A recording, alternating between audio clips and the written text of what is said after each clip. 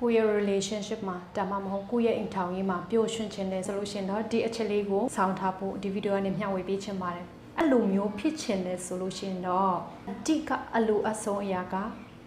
တင်ကိုယ်တိုင်ပါပဲဘာဖြစ်လို့လဲဆိုတော့အရာအားလုံးကတင့်အပေါ်မှာမူတည်နေလို့ပါကိုယ့်ရဲ့အတွေ့အခေါ်ကိုယ့်ရဲ့လုပ်ပုံကိုင်ပုံပေါ်မှာအများကြီးမူတည်လို့ပါဘဝပျော်ရွှင်ခြင်းတာယာခြင်းမိသားစုဘဝတည်ဆောက်ခြင်းတယ်ဆိုလို့ရှိရင်တော့တခြားသူတွေကိုပြောင်းပေးဖို့မကြိုးစားနဲ့ကိုအရင်ပြောင်းလဲကြည့်ပါအရာအားလုံးကကိုယ့်ပေါ်မှာပဲမူတည်တယ်လူအများစုကဘာပြောနေကြလဲဆိုတော့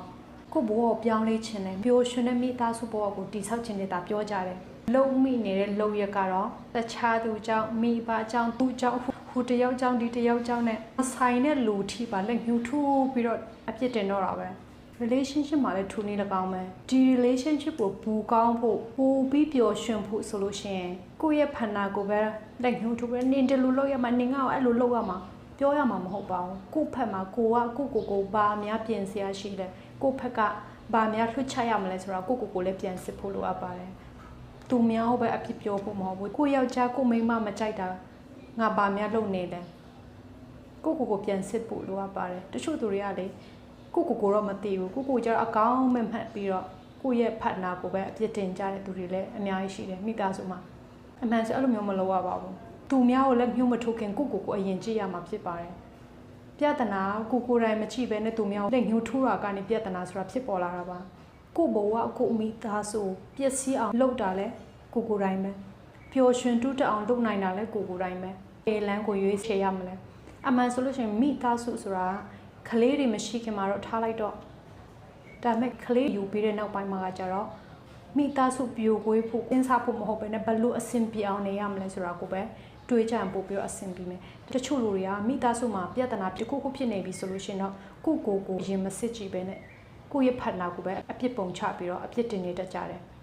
ပြောရင်ကိုအမှားကြတစ်ခုမှမပါဘူးကိုရဲ့ပြစ်ချက်တွေကိုမြစ်ကိုပြုတ်ပြီးတော့မှကိုဘေးနာလိုပဲအပြစ်ပုံချပြီးတော့ကိုပြုတ်ပြင်ဖို့ရှိတာကိုလည်းမမြင်ဘူးဆိုလို့ရှိရင်အဆင်မပြေပါဘူးရောရွှင်သားရတဲ့မိသားစုဘဝကိုတည်ဆောက်ခြင်းနဲ့ဆိုလို့ရှိရင်တော့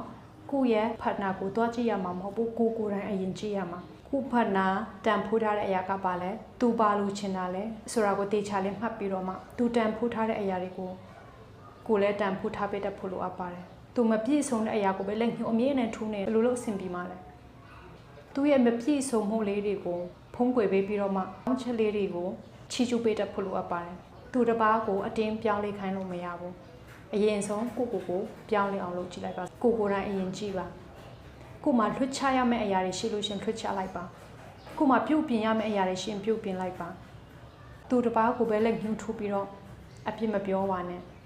အဲ့ဒါကိုအတွက်လည်းမကောင်းသူမိသားစုအတွက်လည်းမကောင်းပါဘူးကိုမိသားစုပျော်ရွှင်စေခြင်းနဲ့တာယာစေခြင်းနဲ့ဆိုလို့ရှိရင်တော့ကိုယ်တိုင်စပြီးပြောင်းလဲရမှာဖြစ်ပါတယ်သူ့အမေကြောင့်သူ့အကူကြောင့်သူ့ရဲ့မိသားစုတွေကြောင့်ဆိုပြီးတော့တယောက်ပြီးတယောက်အပြစ်ပုံချနေစရာမလိုပါဘူးကိုလည်းပြန်ကြည့်ပါဆန်းစစ်ပါကိုအမားကိုမမြင်မဲနဲ့သူတစ်ပါးကိုပဲလည်းညှို့မထိုးပါနဲ့ကိုမိသားစုကိုတာယာအောင်ကိုယ်တိုင်ကပဲလုပ်နိုင်တယ်လို့ကိုမိသားစုပြိုကွဲအောင်လဲကိုယ်တိုင်ပဲလုပ်နိုင်ပါတယ်ကိုဘဝကိုပျက်စီးအောင်လုပ်နိုင်တယ်လဲကိုယ်တိုင်ပဲပျော်ရွှင်အောင်လုပ်နိုင်တာလဲကိုယ်တိုင်ပဲအားကြောင့်ဘဝကနေစပြီးတော့ပြောင်းလဲကြည့်ပါများသောအားဖြင့်ကိုဖက်ကပြောင်းရင်လဲသူ့ဖက်ကမထူဘူးလို့ပြောရင်တော့အဲ့ဒါချွန်းချက်ပေါ့ဒါပေမဲ့ကိုဖက်ကအမှန်တကယ်ပြောင်းလဲနေတယ်ပြုတ်ပြင်းနေတယ်ဆိုလို့ရှိရင်မျောလင်းချက်လက်သိမ့်မထားနဲ့ပေါ့မျောလင်းချက်လက်သိမ့်မထားနဲ့ငါအဲ့လိုလုပ်ပြီးတော့သူအဲ့လိုလုပ်လို့မယ်ဆိုတော့မျောလင်းချက်ကြီးထားနေရင်လည်းအဆင်မပြေပါဘူးကိုဖက်ကသာပြောင်းလဲကြည့်တယ်မှန်ကန်အောင်နေတယ်ဆိုလို့ရှိရင်တော့တနေ့နဲ့သူလည်းပြောင်းလဲလာပါလိမ့်မယ်မျောလင်းချက်ထားတာအရင်ပင်ပန်းတယ်အလုပ်ပေးသူလုပ်ပြီးမှအောင်စောင့်နေရတာရမ်းပင်ပန်းတယ်စိတ်ပင်ပန်းတယ်လိုလဲပင်ပန်းတယ်ကိုဖက်ကသာပြောင်းလဲပြလိုက်ပါမျောလင်းချက်လည်းမထားနဲ့ဒါဆိုမိတို့ရှင်နေမိသားစုဘဝထူထောင်နိုင်မှာဖြစ်ပါတယ်ဆိုတဲ့အကြောင်းဒီဗီဒီယိုထဲမှာအနေငယ်မျှဝေပေးချင်ပါတယ်အားလုံးကျေးဇူးတင်ပါတယ်